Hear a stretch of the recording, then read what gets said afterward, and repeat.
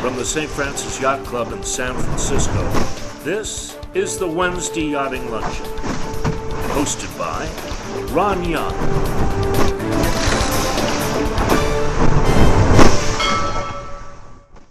Welcome to the Wednesday Yachting Luncheon, live from the virtual grill room of the St. Francis Yacht Club. The last time you were at the Yacht Club, as you wandered around the beautiful walls of our environment, you probably marveled at the incredible action photographs that adorn our walls. I think more than 70% of all the photographs that adorn the walls at the St. Francis Yacht Club were taken by one incredibly talented photographer.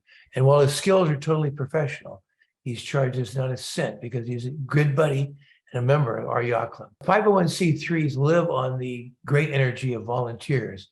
And our speaker today at the Wednesday Yachting Luncheon exemplifies that creed. So I want to welcome the great contributor to our yacht club, Chris Ray. Chris, welcome to the Wednesday Yachting Luncheon. Ron, thanks very much for asking me on for the Wednesday Yachtsman's Luncheon. And we're going to be promoting a new book that I've just created. The book's proceeds will go to the St. Francis Sailing Foundation.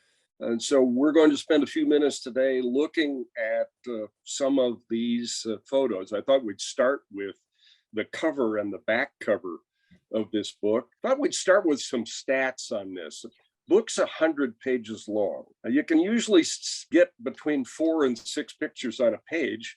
So that's 400 or 500 pictures. I started out with 500,000 photographs taken over the last 20 years of St. Francis Regattas. You can see this on the screen. That's 25,000 pictures, more or less, a year. That's 3 terabytes of data. Once upon a time, that was really expensive. These days, nobody thinks a thing about a terabyte of data. The question then becomes, to get to 500 from 500,000, yikes. I decided to not worry about pretty pictures of individual boats. I try to use pictures of some action, something going on, perhaps at a mark, or somebody doing something athletic or some such thing, which allowed me to get to 5,000. Getting from 5,000 down to 500, that was really something. I try to get one out of 1,000 pictures. So with that caveat, I will then say that a number of the things in this slideshow were pictures that didn't make the book because they require some explanation of what's going on. And I didn't have room in the book to do that. So I thought we'd share some of those and away we go. So who am I? Chris Ray. I came into the St. Francis as a singer in 1999. I had held a camera just like everybody has.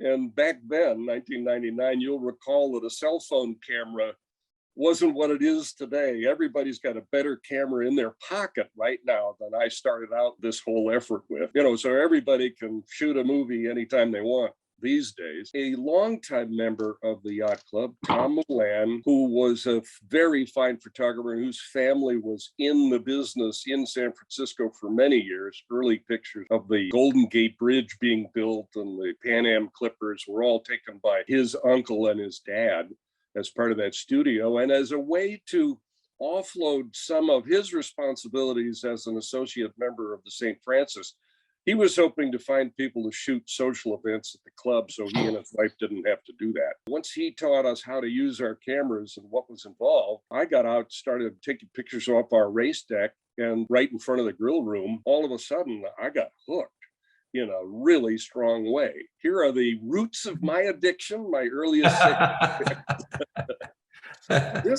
This photograph is not a particularly exciting shot, but it was one of the first ones that got picked up by a publication. Why, you might ask? This is actually the Bridge to Bridge Regatta from 2003. This is Trevor Barnabas's Omega Schmeg. This is an Aussie magazine that was very interested in the Ronstand Bridge to Bridge because it had a kite surfer, a windsurfer. This is the first time they'd actually been shot together. And that's a blind pig finding an acorn. I had no idea I was getting that in this shot. But as it turns out, that was very important to these guys. I gave this picture to the race office. Monica Lurson put it up on our website. The guy scraped it off the website and then came back to me and asked me for a big one so he could put it on the cover of his magazine. Well, okay, digital photography is becoming something, but this is less than a megabyte. And there's no way that you get the 300 dots per inch that you need to do an 8x11 magazine cover with this shot. It's just too small. The digital cameras took a little while to get there. This is the J105 North Americans that same year. What a beautiful picture. And I'm starting to get pictures like this. This is just too much fun not to do more of. As you can see, this actually is a cool shot because it's not only Nantucket sleigh ride, but it's Black Hawk and Zuni Bear, all of which are owned by St. Francis guys back then. This is Dean Dietrich and Sean Bennett and Peter Wagner. You know, and I got the mark right in the right spot, just between the spinnakers. I'm not composing photos like that yet. This is just dumb luck, but that's the beauty of digital photography. We have a hallway between the gym and the two locker rooms in the St. Francis Yacht Club that has since become a hallway of St. Francis heroes, guys and gals doing things under the verge of the yacht club in their boats all over the world. This is one of the first pictures I got on that wall. And this is the 2003 Rolex Big Boat series. And just the spinnakers, it was just what a beautiful thing. This is the same idea. You just bring one design the year later, but you're getting the idea. Our venue, this is a shot taken, you know, from the deck right out in front of the grill room of the St. Francis Yacht Club. My wife has dragged me all over the world, and I've gone willingly carrying the bags. And in the process of that, we've managed to visit a number of the reciprocal clubs with the St. Francis. And in all of that time, in all of those clubs, I've never seen another club that had the race venue directly in front of our grill room, the bar. And here are some of the things you see right out of our windows. Are deeply spoiled, and that has a lot to do with how I got involved in this. This is a shot from the Moët Cup in September of 2003. And you can see there are a lot of people out there enjoying these guys trying to stay out of the flood and roaring up the city front here. So this was another one of these great things that we were doing back then. This is 2004, thing we call the Masters Regatta, which has since moved down to San Diego area, unhappily. But this is Ted Turner, and owner of Charade is a fellow named Tom Coates. That's him here. And this is Pam Healy's husband, Craig. Pam being the person who's running the St. Francis Sailing Foundation these days. This is a guy, you know, I get this picture. I don't even know who this guy is. Malin Burnham. One of the most famous sailors in America, Malin Burnham. He was chairman of Dennis Conner's America's Cup syndicate in 1980. He's a great sailor, won the Star Worlds when he was very young, 20s, and he's a great sailor. Yeah. Burnham, that was the crew in the 470 Olympic effort that won the gold, is not his son. That's Kevin Burnham. He's an Aussie. He's a two-time gold medalist and also the coach of the Australian team for 2 Olympics. This guy did not win the gold medal. This is Malin Burnham, a San Diego sailor, one-time Star World champion. Here he is in the Masters. I raced in this regatta. He won it. He did, that's right. That's right, yeah. He beat Mosbacher, Irish, Harkin, Trask. I mean, right. No slouch. He's actually a very good sailor. He's very organized. He's a real estate guy, and he owns lots of big, he's a downtown realtor in San Diego. He won on 10 points. In other words, everybody else had to take something other than first. Right. Yeah, he had no slouch, this guy. So this is my first big Worlds event. This was in the Olympic Circle. This is Melges 24s from October of 2003. Now this is a picture that describes how you need to become comfortable being uncomfortable. This is a French team, and look at this woman who's right by the mast here. She's going you could see this going across her head. You're going, how did I let you guys talk me into this? Also, this features the first mast cover. See that blue cover at the bottom of the mast under the boom? The clue of the jib used to bang on the mast on the 24s, and Buddy Melges, who's such an innovative guy, he was one of the very first guys to start having people put covers on the base of their mast so they wouldn't get damaged, beat up. This is getting comfortable being uncomfortable. Here's a guy who's given it up for the team. Yeah. This is the second photo of mine that got on the wall of heroes. This is Seaton Weegen's 68. He was the top finisher in that Melges 24 Worlds of the St. Francis Yacht Club, if you don't count Sharky Khan, who won the whole thing going away. Seaton tied for 11th. He was actually 13th because of the tiebreakers, but he tied for 11th with 109 points. Shark, just for sake of argument, had 29 points in that same regatta. Harry Melges came second in his Melges 24 with 29 points. They were teaching Shark as they went. It was very clever of Philippe Khan to surround young Shark with brilliant talent. So they were racing, but incredibly intensive coaching session. Philippe was in that same regatta, but he didn't finish anywhere near his son. And he had just become a member of the yacht club the year before. So I don't know if we could count Sharky as one of ours or not. I don't think they ever sail under our Burgee anyway. But part of the thing that I find really compelling about this is the pure athleticism of this sport, and the being outdoors and being on the water any day is a great day. Here are a series of photographs demonstrating some of this pure athleticism. Now, this is a woman at the finish line of the 2007 Rolex Big Boat Series in a J105. I don't know who this is, but she's obviously giving it all for the team. You can see she's got this stanchion buried in her sacroiliac. This is one way to keep the spinnaker flying. When you got to give it up. I love saying that this is Matt Alexander, but this is an All-American sailor from USC who has one of those hyphenated names, and I haven't been able to find his name in either the gold or the silver fleet for the 470 Worlds, so I don't have his name right. But this photograph makes it into my thing because I held the shutter down and there were 6 or 7 shots in a row. This guy is capsizing at the windward mark in a huge flood. Worst floods in San Francisco at the windward mark might measure 4 knots. This was a day when it was 5.5 knots, every bit of. Matt came up on port tack, didn't make the mark. He was in 3rd at the time. He wound up in 25th to find enough room to get around from his port tack. In the meantime, they do this. Matt, he jumps, he's got the tiller in his hand here, and he jumps overboard. He got to the dagger board, which is all the way down here, stood on it, kept the boat from capsizing, and kept on. Now, one of the most athletic things I've ever seen anywhere, much less sailing, although the wag in our sport would say that's tremendous, but it's not fast. When I was a young kid sailing scows in the 50s, we saw a guy named Irwin Whippard flip the scow, 8'4" sloop rig scow, right in front of the Sea Scout base without getting his socks wet. Hence, we called it a dry sock flip.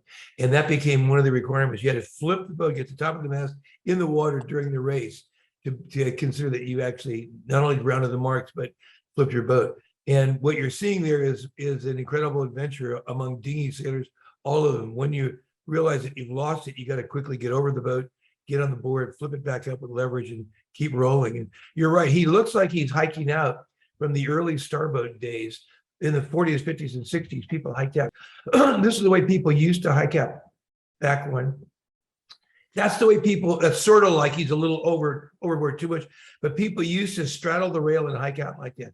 This guy also is a dinghy sailor who sails without shoes. That was something quite a few great laser sailors did at a time. I don't like that. It's too hard on my. Yeah, I like booties. Kidding. Yeah, booties. The other guy's got booties on. This crewman really deserved a mention. We didn't mention him. He danced over this guy's head Right. You know, he's got a thing securing him by the waist. This is over this kid who flies under him and gets to the dagger board, almost like they'd rehearsed this maneuver. Like I say, one of the most interesting ballets I'd ever seen. Here's the harness in a better view. This is the two women who won the 470 Worlds, Dutch girls, Marcelinda Koenig and Lubke Berkout. Lubke is every bit as big as this picture makes her look. You would not want to disappoint her if you were her significant other.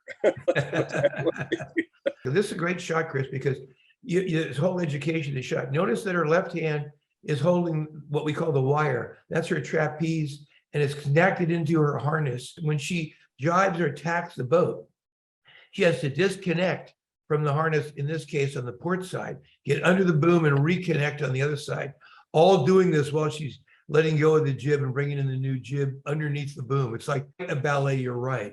And you see she uses that blue purchase to take up the harness and get as far outward as she can, so she maximizes her riding moment leverage. She wants to get her body way out there to keep the boat flat.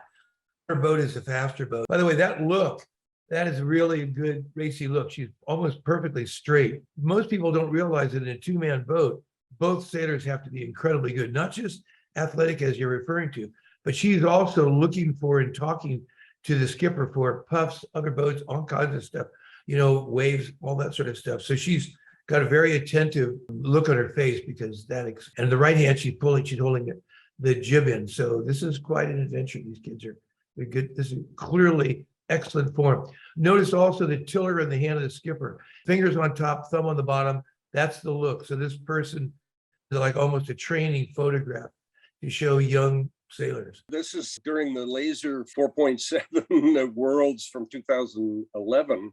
I don't know who this guy is, and I didn't have any identifiers of his sail or anything, but you can see the kid's got what it takes. He's riding a wave at the leeward mark.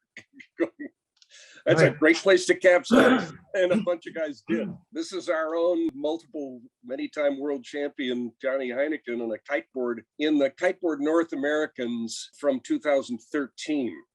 This is another one of the tributes to the sailing community of ours at the St. Francis. These guys figured out how to go upwind in a kite. The next thing you know, they're putting marks upwind and running races on Thursday nights. We spawned a couple of world champions out of that. Johnny, his sister, Erica, and then and now Daniela Moroz is she a 6 or 7-time world champion in that. Just won her 3rd Rolex Yachtsman of the Year. I just love reading a squib about somebody who's taking her algebra homework along with her race in Sao Paulo, Brazil, or whatever. Fantastic stuff. So, Chris, you're a 7-ish time Wednesday Yachting Luncheon speaker. I asked Daniela a couple of weeks ago at the club, how old were you when you did your first Wednesday Yachting Luncheon? Half knowing the answer. And she said 13 without hesitating. And you would say, wait a second. You ask a 13-year-old to do that. Well, the same question goes to Johnny Heineken. If you ask Johnny Heineken how old he was when he did his first Wednesday Yachting Luncheon, he'll tell you 15. He was a 15-year-old kid sailing in San Francisco Bay. And, the St. Francis Yacht Club actually gets credit for having the first foiling races and really the first kiteboard races. Kiteboarding, which started at the end of the 90s, was a recreational adventure on the water. And guys were leaping over peninsulas and falling and getting hurt and so on. But we started actually racing. It's because of what you just mentioned. Our guys figured out how to go up breeze, hence you could have a race course. If you can't go upwind, you can't really have much of a race course. You can have a one-way directional, like a record-setting bridge to bridge, but you can't really have races. And so Johnny was there at the very beginning of kiteboard racing and then foiling racing. So you're right. It's kind of a historic fellow in a historic game. This is a 2003 photo. It looks like he's foiling, but he's not. This is not a foiling board. Yeah, right. These are skegs. Yeah. So, the funny thing is when they first started foiling, it took incredible skill. And now if you ask Chip Wasson, he'll want to tell you he can, have somebody watch your dog while he teaches you to foil. They've actually, the gear is so cool. And they know how to teach people so well. It's still very difficult, but they're teaching people at a great rate on Christie Field, which is just wonderful. Yeah, it's a wonderful thing. Here's another bit of the athleticism on this. This is the 505 Worlds in 2009 that we had down in the circle. We'll have some more pictures from that in a minute. And this is one of my favorite art shots. This is Agent John Gomes from a right. This happened to be May 11th of 2006 when he was still living in the Bay Area with us. A lot of these photos, and with digital, it's easier to do, being in the right place at the right time. My bit is even blind pigs find an acorn once in a while. That's what this is. This is John McLaurin, a longtime St. Francis member who is sadly no longer with us, just recently apparently. And this is one of the many Pendragons. This was a TP52 version of a Pendragon. He and the Wild Oats guys would just keep the same name and keep adding Roman numerals to the end. I think this was Pendragon 9 or something. This is 2005. I just happened to be at the right place at the right time to get a shot like this under the bow. This is the kind of stuff that Danielle Forrester and Sharon Green make a living doing. I hate being in a spot like this.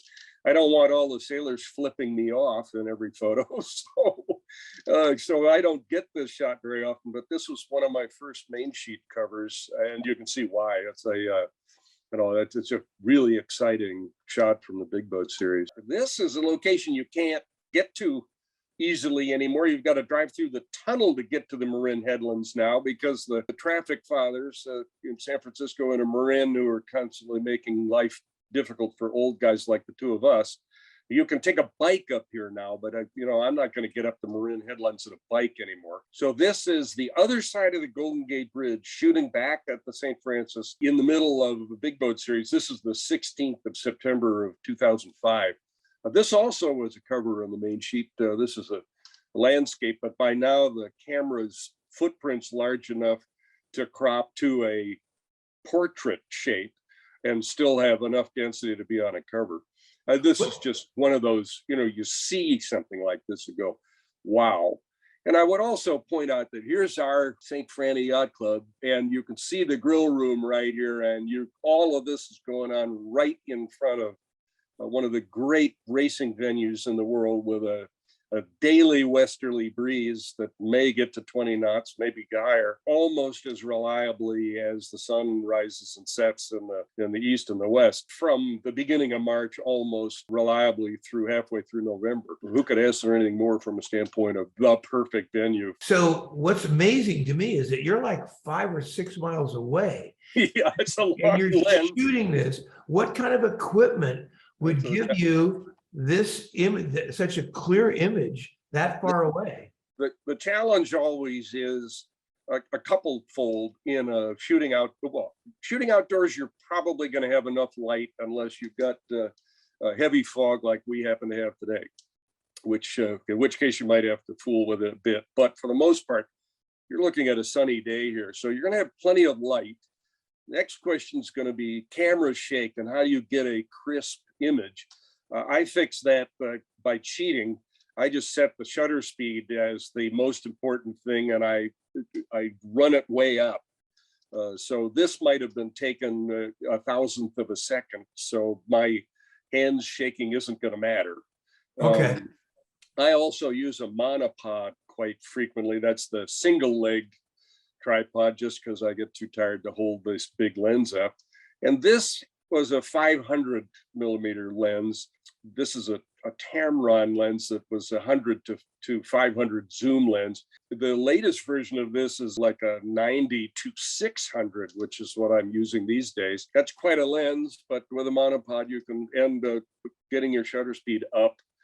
The other thing that these digital cameras do now, and you can they'll almost wash the dishes for you.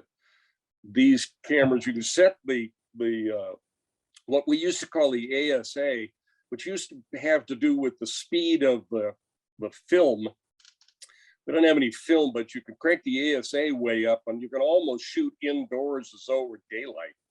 I mean, it's crazy. If you really get into high reaches like 4,500 or 25,000, which you can do, it starts to get really grainy. These cameras are unbelievable. What kind of camera was it, Chris? I've been shooting, they're really, back then there were two. There was Canon and Nikon, and I've always shot with Canons. It's funny that the language of these things is such that if you hand me a Nikon camera, I'd have trouble setting it because it's almost like French and German. You think that the two guys would speak the same in some ways, but I mean, the total systems are almost completely different. So what camera was this? This was a Canon 20D. Is a relatively inexpensive camera. I'm cheap, I'll admit it on the front end. I always thought that if I had the $10,000 gear, that when it went overboard, I'd try to follow it in, and that'd be a really bad idea. I figured I'd do the Pro-Am version instead of the Pro version, which is a lot less expensive, and as you see, gets terrific results also. This is the J120 fleet that's a little farther up the race course with a nice bit of Coit Tower and the Bay Bridge in the background. Once again, we got a little of our yacht club there on the very far right. Here is a shot taken from the Golden Gate Bridge. This is the poor man's helicopter shot. This is also the 2005 Big Boat Series. And here we've got, one of the club's billionaires, Hasso Plattner in Morning Glory, chasing genuine risk. And it was really fun to watch these two guys dueling. Now, Philippe Kahn won this class in his Pegasus TP52, but I think that had a lot to do with the ratings because these guys were always first over the finish line. It was a little disconcerting as a young shooter, remembering 2005 is, I've only been shooting a couple of years by then, trying to figure out why there's diesel smoke coming out of both of the transoms of these boats during the race. What's going on? Well, what's going on is they're canting their keels, and they can't do that with manpower. That's interesting. You got to run the engine the whole time you're racing. Okay. And here is another, seemed like a good idea at the time shot. This is not yet Staff Commodore Jimmy Kyriakis trying to keep a boat named Hazardous Waste from coming into the grill room. This is the rickrack in front of the grill room. And probably my favorite part of this photograph, as you can see if I'm circling it here with my cursor, is that Jimmy's thinking to do this in his flip-flops. So right. He's getting his feet wet on the rickrack in his flip-flops, as if he's going to be able to keep a 105 from coming around. Luckily, Hazardous Waste has already run aground in the sand off the rickrack. What would possess you to think that you could lend a hand, jump over the rail and go do this? Well, Jimmy's just that kind of guy. This is 2004, so this is right after I started doing this to begin with. This is a wonderful shot, which was 2 round the world champions. Holy cow. This comes back to the St. Francis Sailing Foundation. Pam Rourke Levy, Matt Brooks's wife, has quote unquote won an auction. If you win any more auctions, we're going to go broke, right? She's won an auction to sail Sean Svensson's Svenkist Knar in one of the Wednesday night races, with the added benefit that you're going to have 2 of the St. Francis Yacht Club's favorite sons, who are also world famous sailors who came out of our youth programs in both cases, Paul Kayard and John Kostecki. And the beauty of this particular photograph is it's kind of obvious these guys aren't necessarily agreeing on the best way to get up the race. This is one of those great evenings where I got out on a rib to go take pictures of this because that's part of the deal. And the other thing that was great about this Wednesday night is these guys are a DFL. So for those with tender ears, that's deadening last, which the Wednesday night NAR sailors took great pleasure in making sure these guys were at the very back of the fleet. These are world famous sailors who can't not only can't win, but can't find the podium or even the middle of the pack in the NARS on a Wednesday night. Chris, I want a caption contest on this shot. What is Kayard saying about going left? So, and what is Kostecki's rebuttal? Something like that. You got your say already. Look where we are, or something.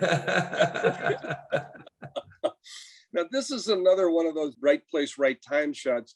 Vince Castellina and he's taking video and I'm taking stills, and we're trying to figure out how to shoot. This is the U.S. Kiteboarding Championships run by the Yacht Club in 2007. This is the first championships. Vince and I are trying to figure out where do you go to get a shot of these kiteboards. They're so fast, you can't chase them.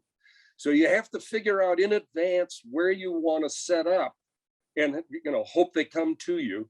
In this particular case, either Vince or I got it in our heads that we would tuck just under the grill room windows in front of the club where we knew they'd have to turn before they got to us, so we wouldn't be in their way, because you can't get out of their way if you're in it, because these guys come so fast. And we just happened to say, well, why don't we get on the pin end? They'll all come at us, and maybe that'll be an interesting place to be. Well, it turned into, this is the money shot.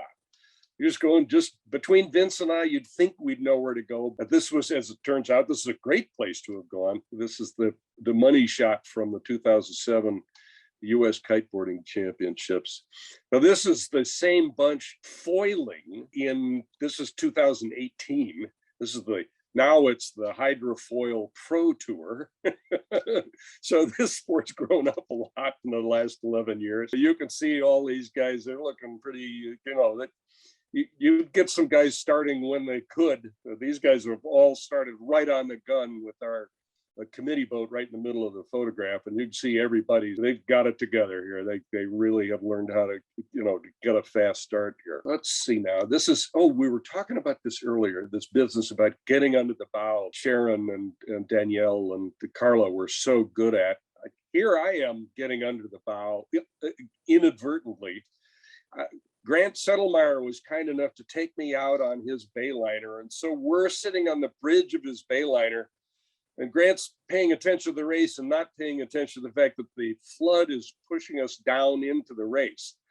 Well, all these guys were flipping us off the next shot after this because Grant's gotten in the way. Grant, I think we're going to need to move. The other thing that's kind of cool about this shot is this is the 470 Worlds, but if you look at the sails, these guys are the Belgians. You've got Singapore, the Netherlands, New Zealand, Germany. So they put Japan back in the background there. So these guys have come from all over the world to be in one of our regattas. It's one of the great things. I didn't mention this about Marceline and Lopka in this same regatta, but as I would shoot these for the yacht club and provide them to the race office, the race office would respond to requests from all over the world, from people's hometown newspapers looking for shots of their team racing in the Worlds at the St. Francis. So that has gotten my pictures published all over the world in, hometown newspapers of, a small town Holland or Singapore, et cetera, et cetera, et cetera, which is a wonderful tangential benefit for me. Getting your work seen is the main thing for me. Right. Here's another one in the right place at the right time. Now, I'm here only because I was invited to join Sharon Green and her driver in a protector. And I guess these guys know how to get into a place like this without getting killed or having the racers protest you for being in the wrong place. But this is Gladiator and Brad Pack from the 2017 Pacific Pac 52 Championship, which happened just after the Big Boat Series in 2017. And these are cool boats to watch. This is another, how do you get a picture like this? This is the 4.7 Ilka Worlds, used to be called Laser World. This happens to be 2011. When you say, hey guys, could you come around again? I didn't quite get that shot, right? And this is the same idea. Here's the Italian in the Master Worlds that happened just after that, 2011. In this particular case, our leeward mark, which you can see right here, has gone walkabout. So the race committees had to jump into the race course and become the mark. And so all these guys are now rounding the the race committee read. A couple of these guys cut it really close like this guy did. And it's great, exciting action. This is another opportunity with Sharon Green. This is the J70 Worlds, which happened in 2016. And once again, you can see we're, even though this is a long lens, we're close. So this is a downwind shot, full spinnaker. These guys are sort of under control in that, if the wind's shifty at all, they're all over the place. So we need to be ready to go, ready to get out of there. And then this one is a friend of both of ours. Our favorite used to be Russian. I think that John Yelda is now calling himself a Cypriot, which allows him to either claim Greek or Turkish heritage, depending upon who he's talking to. But this is his boat, his sailboat. And he said, the doggone 45s have been, roaring around us all week. So I just happened to be sitting on the boat with him when they came in, and I figure if there's no way we're going to be able to get out of the way. We're just in a sailboat with the sails up. And so these guys decided to do a close pass. This is how close.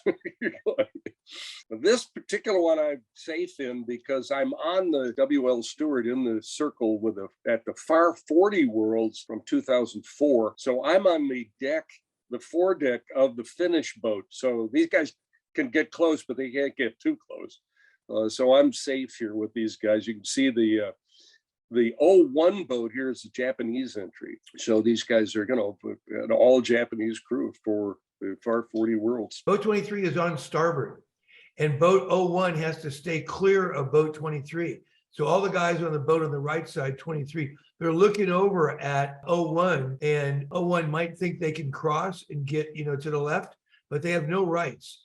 And as they go through the lee of boat 23 in the cross, they're going to slow down. So everybody on 23, is looking to see, are these guys going to get across us? Are they going to get through us? Because 21 is trapped right in this picture. Boat 01 is on a port deck, and boat 23 has all the rights. It's on a starboard tack.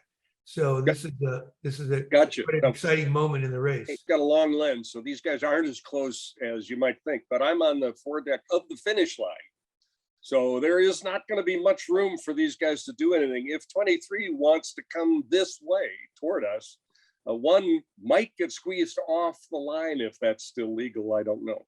He's a little behind, so I don't know how that influences this, but the great call on the port starboard bit. I'm just past the offset of the windward mark.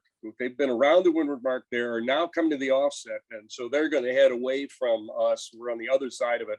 Unhappily, I didn't get it in the photo, which would have added to the excitement value. But watching these guys, come right at you like this, and nobody in a Far 40 with what these programs cost, none of these guys wants to be second, right? You're looking at some very determined sailors here. I caged a ride on Mike McGraw's Fighting Irish during the 505 Worlds that we held in 2009. Now, there are people aboard. This was a VIP boat. What are you doing here? Blah, blah, blah, blah, blah. Well, as it turns out, serendipity happened. An APL cargo ship came in. APL was one of the major sponsors of this regatta. So I get a shot with spinnakers and an APL boat behind with the Palace of Fine Arts thrown in for good measure. And so this photo is on some executive's wall in their offices at APL to answer the question, what are you doing sponsoring sailboat racing? Well, here you go. That sound of one hand clapping, right? You didn't get a picture of it. It didn't happen. So here, so just happened to be lucky that this happened. Size matters. What could I mean by that? Very early on, I had a website you could buy a photo off of. My wife, Kim, and I both were in high tech when we found each other and got married. And that business was very good to both of us. And so that has given me an opportunity to have a chapter 2, which is taking photographs for the yacht club. And I don't have to care whether anybody wants to buy one or not. You pays your money and you takes your chances, but that has never been a focus of mine. I'm not really particularly interested. And there's a bunch of really good pro photographers around who are making a living at it. And I don't want to get in their way. But here's a lesson for me. This is a typical digital photograph footprint. It's 8x12, right? So this guy, oh, by the way, there's one more commercial announcement in here. If you're going to sail a sailboat in a race, why would you want a white spinnaker? This guy doing the right thing. Isn't this cool? You got the Bengal tiger face on your spinnaker. That's the way to go. Come on, show some guts. This, I believe, is a Beneteau, and this guy liked the picture so much that he bought it off the first site that I used, which I probably shouldn't name the purveyor of this, but there were two things. One, you could just click on this and buy it. So I didn't have any review rights. So if it was unfocused or something else was wrong in the photo, I didn't get a chance to fix it before it actually got delivered to you. With the following result: size matters. This is what an 8x10 photo looks like. That's what all your picture frames are, because the old 35mm form factor is 8x10. 2 inches off the bottom means there's no boat in this picture. It's just a spinnaker. Well, you can imagine the email I got from the guy who owns this boat. Hey, what happened to my boat? By the way, this shot, there's something else about this shot. This is a wild ass shot. Can you go back to the previous shot? Yeah. So this boat's, if you look at the masthead fly at the top of the mast, and you also look at the sail bulging out to starboard, and this boat is by the lee right now, and they're in danger of jibing. And when that main comes across, the boat's heeling way to weather right now, and it's by the lee like 10 degrees, so it's pretty hairy. The size matters once again. Now, I never know what somebody's going to like about a photograph, but the Opti sailors, moms and dads, for some reason, really loved this photograph. Just happened to catch the New Zealanders out for practice that day, and they happened to have an Opti start going right at the same time. And who knew, right? It was just one of those things. So helicopter shots. Well, anybody who knows me knows that I'm petrified of heights. So flying with the door off and hanging out of the door of a helicopter is a very unnatural act, especially for a wimpy burger like me. But as it happens, you get over the race course and start taking pictures, you forget all about the fact that the door is off and it's cold, and there's some real danger involved. You start getting things like this. This is the Finn Gold Cup, the world's, in the Olympic circle in 2010. What you just love about a shot like this is you can figure that the Italians and the Australians who are coming up to the windward mark here are all yelling, "Don't go in there." And the Estonian here are going to, they're going to, follow, wait their turn and get in. And this guy's going to have to wait for them. But I thought it's a kind of a fun picture because it looks like there might be space to get into a place on Sport Tack there.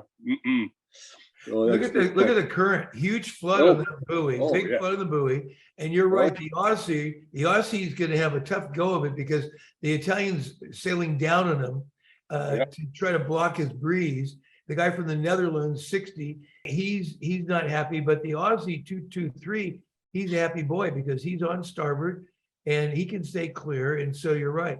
If you're the guy at the top in the red jacket, you're just wishing you're a little slow enough to go right behind 63 and quickly back. Yeah. So this is an adventure. That flood current on the buoy. That's something, isn't it? Yeah. It's making everybody, it's just a very exciting. The Finn sailors love these helicopter shots. These are par 40s, same deal. This is the AC 45s from 2012. What I love about this shot, and which I'd forgotten, was this. I'm showing you the race committee boat that was a mark in this thing. They figured out that these guys, there's so much adrenaline and testosterone going on here that none of these guys cared that was a hard mark. There was a T-bone in one case, and so this went, they created an inflatable to do this job right after this, which seemed like a really better idea than trying to do it with a hard boat. These are really cool boats. You pushed a button and the GPS kept you in spot without throwing an anchor out. Exactly. But all of that aside, and that's kind of a cool shot of all those guys. And this is the Danes again, rounding their offset mark. This I just had to include. You take these guys. This is such a fun bunch of guys. A lot of Australians in this bunch, and they're just as wacky and lovable as any group of people anywhere. And here they are with their hair on fire, the skeg almost out of the water. Right. What fun, huh? This is a bunch of far 40s from our worlds in 2010, so we had them. This is a J70 worlds at an offset mark. Looks like people are disagreeing about what the fastest way down the race course is going to be, because you can see that some of these guys, this guy in particular, have decided that maybe they'll go the other way. Just maybe following these guys isn't the right thing to do, but it's interesting to see the amount of current involved, A, and B, how figure the water's all chopped up by these guys flying by. You figure the wind's got to be all chopped up also. So nobody's going to get a great breeze through here until they head another way and try to get to clear air. 2 wraps in one picture. So you photographers are always finding 2 blue wraps. Yeah, so this guy, he's decided to jive and get clear air going left because there's lots of fence posts to the right. He doesn't want to get okay, we got to take a flyer here. Yeah, but that's another thing about the circle. Now it's a god awful place to go racing. It's relatively shallow, and regardless of whether there's an ebb or a flood on, by mid-afternoon with all that breeze, the fetch has created this really lumpy race course. And the other hilarity about that is the right always pays unless it doesn't. The idea is it's supposed to be a fairer race course than right in front of our yacht club, but I'm not sure that that's actually the case. And by 3-4 o'clock, it's really miserable down there, regardless of whether it's flooding or ebbing, because the wind has kicked up the water. It's had far enough to beat up onto the Berkeley shore there. John Dane and Austin Sperry brought one of John Dane's infernal aluminum contraptions, which had either 2 or 3 of the biggest Yamaha electronic ignition outboards I ever saw on it. So it could go, 150 miles an hour if such a thing was possible. And he and his friends home from the circle from that boat. There'd be 5 or 6 guys tagging along. So it would be wise for any star competitor, A, not make an enemy out of John Dane, A, and B, maybe buy him a drink in the bar after getting a ride home like that. The sailing home from there, not only wears your body out, but wears your sails out. And your world championship, that's not necessarily the right thing to do. That's exactly right. That's when he went to the dance in 2000. But when I was talking about his Blackwater way back in the 60s, 70s, and people got, especially Don Trask, got all upset about that. Well, sure. You can't do that. But he in truth was getting young, good sailors to get on his boat and bring the boat back. So he would be, as you said, totally rested for the next day's racing.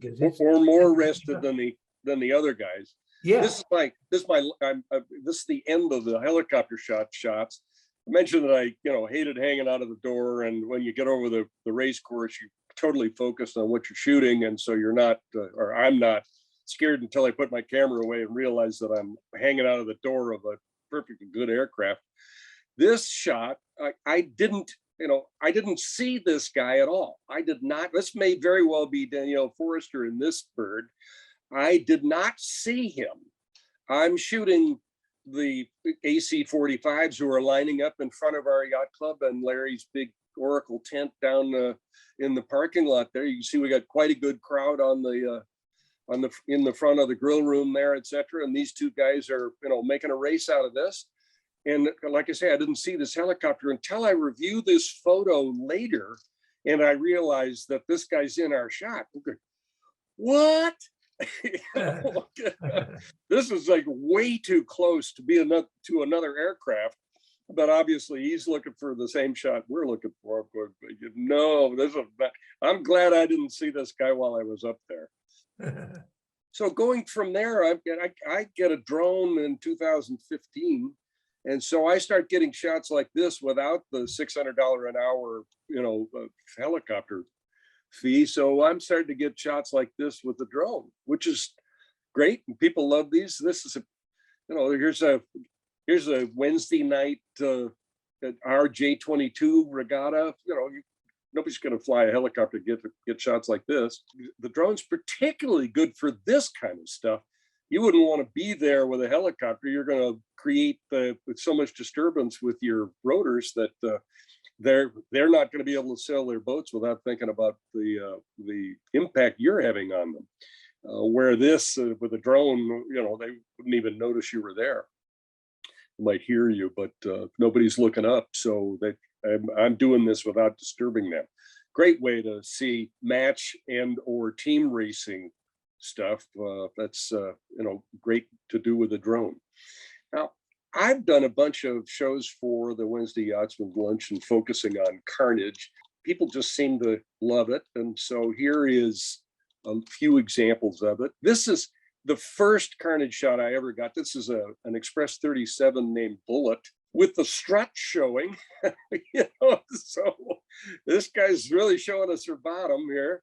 And this is exactly the situation you were just talking about. The boom has flown across the body of the boat, and now they're, hopefully nobody got conked in the head when that happened. Not a pretty sight. It was the first one I ever got. So the spinnaker pole on the starboard side is now in the water. You see the spray jumping up from it. You can basically break a spinnaker pole. The boom was flown across.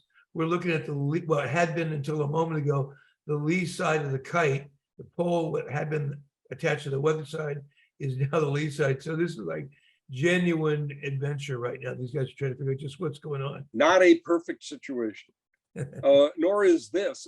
An art history buff, a friend of mine, sent me a photograph of this same thing in the Louvre. It's a very famous painting by one of the Dutch masters with the sailboat over an extremist like this. There are a couple of things I want to point out about this picture. A, this guy is obviously flaunting the grill room curse. The St. Francis Yacht Club grill room, it has a well-known curse, and many people have come to misery right in front of the grill room. And here's yet another example of it. Bar at the St. Francis, for those who aren't familiar with our club, is right here. There's a cheer going up from in here for these guys who've just done this. And the rickrack that Jim Kiriakis is keeping hazardous waste off of is right here behind these guys. So this is quite an adventure these guys have all gone on. I love the bow person here going, I don't know what you guys are getting all excited about. And this guy in the dark jacket here, he's going, what do you, I'm okay. What are you guys all excited about? And then this guy here is obviously waist deep in it. So he's excited, to put it mildly. The other thing that I have fun with here is, where's the tiller in this photograph? The guy with the black patch on the back of his pants, he's shoving it to port, but it's too late. The boom's about to fly across. They've spun out at a jibe. This is about to, this guy needs to keep his head down. Yeah, sure. So you're right. This is an interesting situation. I'm wondering maybe if this is the tiller extension here. I'm not sure. I got a phone call from someone who saw this photograph, who wanted to use it for a commercial purpose. He sells non-skid paint. That was a particularly good photograph to sell non-skid paint. You never know when you might need it, right? This is a fun picture. Once again, the grill room curse. This is right at the finish line of the Big Boat series. This happens to be 2005. This is Inspired Environments in infrared, an IOR bar just outside him. And they're right at the finish line of the Big Boat series, right in front of the grill room windows. And our skipper has a death grip on this big wheel here. And what happens is with the rudder out of the water, he's fine. When the boat starts to come back up, because the wind is spilling out of the spinnaker right here, when the boat comes back up, the rudder suddenly grabs and he got launched. There he is in the water. He had a death grip on the wheel and now he's out of the boat. Which is great fun. It wasn't great fun for him, but he was quite a good sport about it. While this is all happening, I'm wondering whether anybody up the course is lost concentration with all this going on, because this is quite a scene going on in front of you as you're coming to the finish line. If you're not paying attention, it's quite breezy this day. It's well into the afternoon, and lo and behold, here comes Moneypenny. What we were discussing earlier has just happened. The boom is swung across and is now in the water. They've managed to blow the spinnaker so that problem has gone away, because half of the crew on this boat are pros, and these guys really know what they're doing. They ran aground shortly after this, and the protector had to pull them off. This is just after Anita Rock, but before the I-beam. They found some sand here off of Crissy Field, which I think is a good thing, because they're coming ashore looking like this. You're underneath the kite. The kite's above us. This is a dip pole jibe, and it looks like they're going, just as you said, from a port deck to a starboard. I can't tell which way they're going, but they've lost it. The kite's way up out of control, real high, having more leverage on Money Penny and tipping the heel of the boat over a bunch. I think they've blown one corner of it already. That is to say, they've let it off.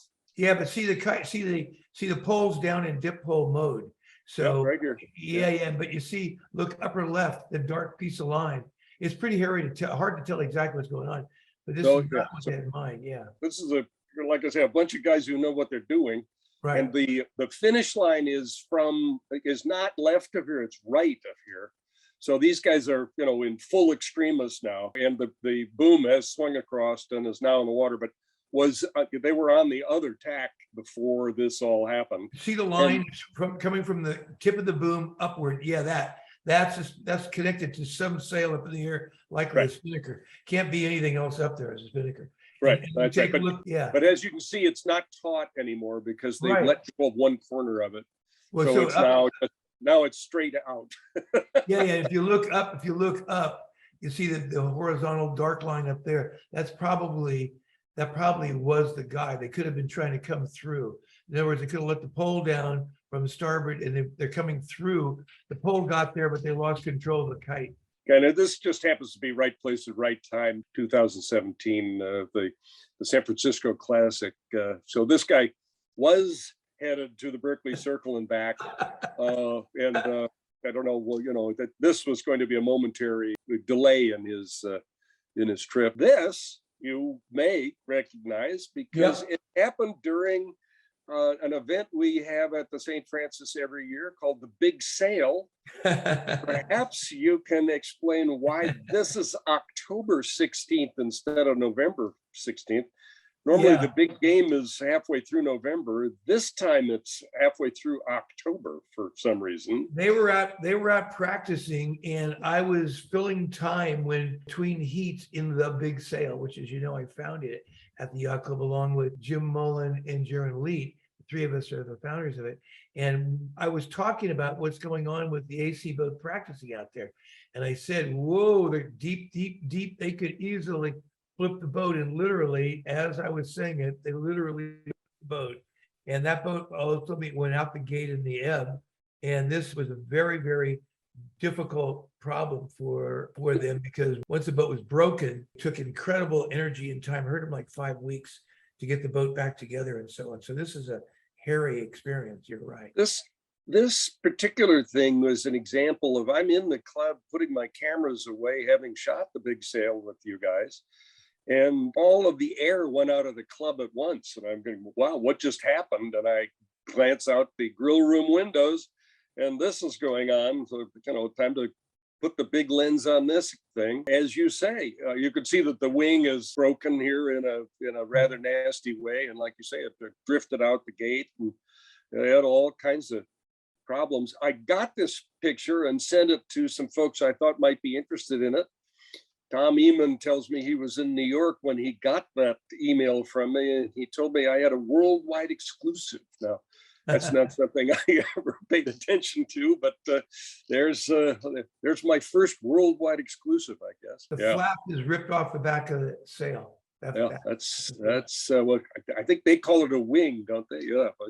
That's the flap on the wing. That's the after trailing edge, the flap on the wing. Correct. What a thing. The whole thing is the wing. Yeah. Now I show you this picture because this is a big boat series from 2006, and this is one of the two most wonderful compliments I've gotten from all of this shooting. One of them, imitation is the sincerest form of flattery, and this photograph is from 2006's Big Boat series. Jim DeWitt gave me this painting as a bribe because he said, Chris, I'm using your photographs as inspiration for my paintings, and I don't want you to give me a hard time about it. Wonderful. And I said, much less than giving me a hard time about it, I was so flustered and complimented that he would do a thing like that. I mean, of all the times people have scraped photos off my websites and all this kind of stuff, this is the first time anybody actually gave me something from it. So you can see he's literally pulled all sorts of elements out of this. Jimmy is famous for adding the Golden Gate Bridge to a photo like this or anything else he feels an element needs to be added, because after all, he's painting it. He can put anything in he wants. But this is one of the great compliments.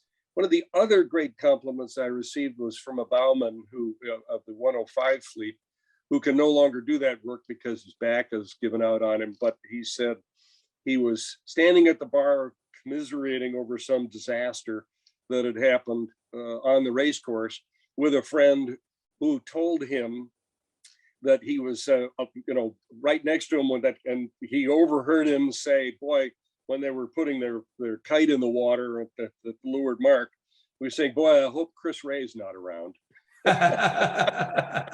Right. All right, so we're going to shift gears here and go to the ingredients. If you want to do this sort of thing at your club, here are the basic ingredients that we find at the St. Francis you need for this sort of thing.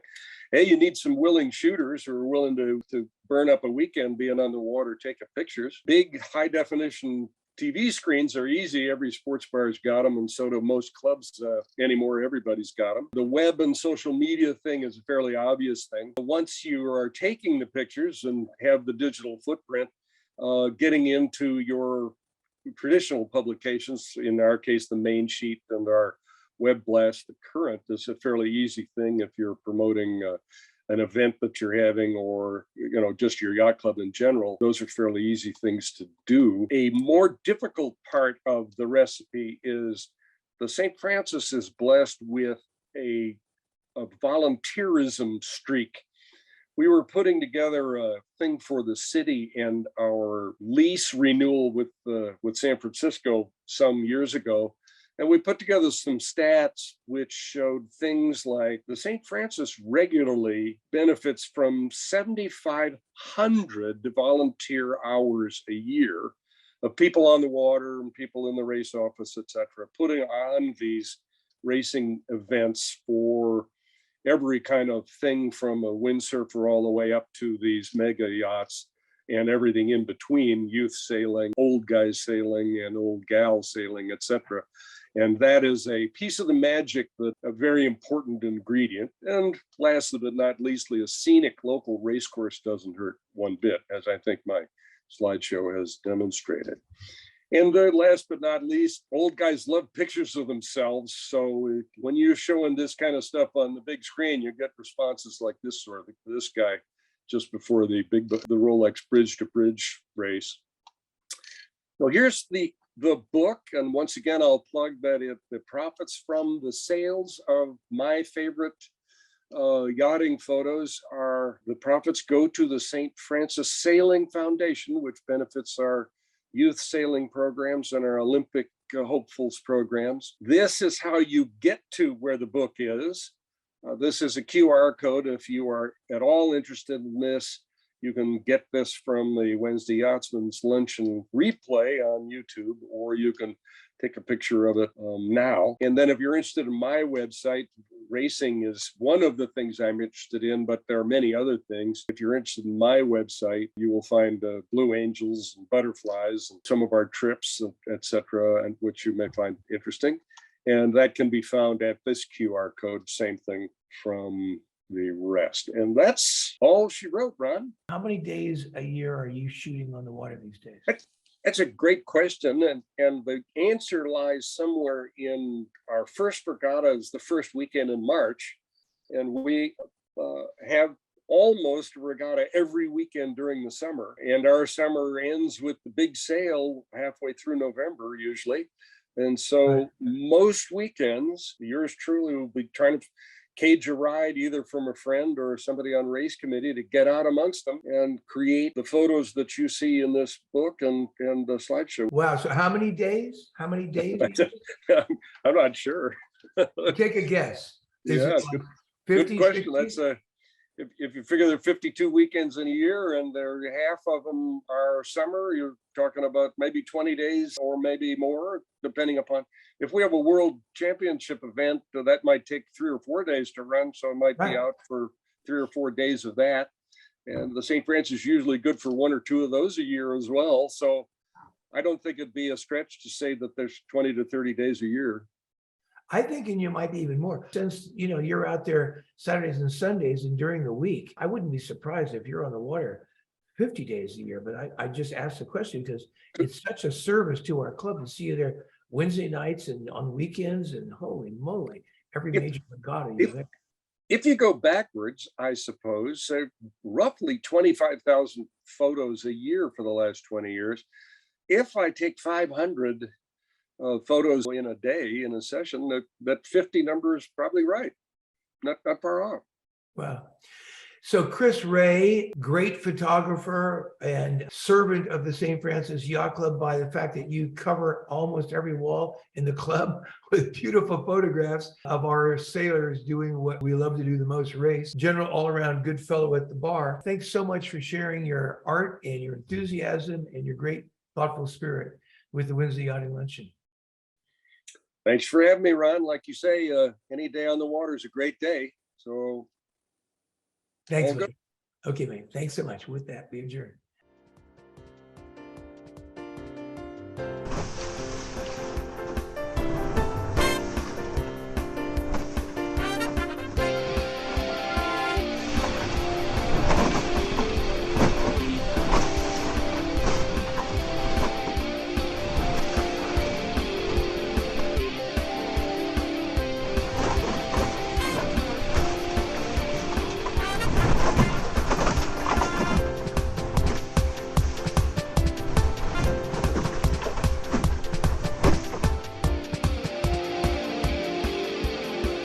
This has been a presentation of the Wednesday Yachting Luncheon.